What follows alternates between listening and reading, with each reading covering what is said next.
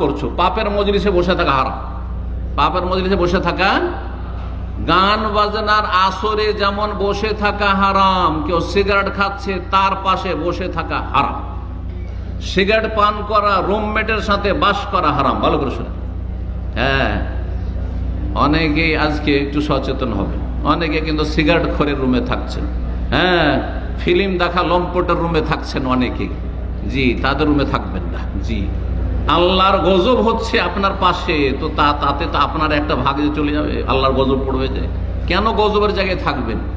বেনামাজি, আল্লাহর গজব তাদের উপরে নামছে, আর সেই রুমে বাস করছেন আপনি। না, বাস করবেন না আপনি।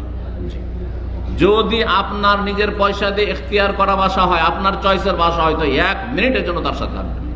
কেন বেনামাজির সাথে থাকবেন? কেন সিগারেট খোরের সাথে থাকবেন? কেন হারাম খোরের সাথে থাকবেন? কেন পাপীর সাথে থাকবেন আপনি? আল্লাহর গজব নামছে সেখানে। কিন্তু যদি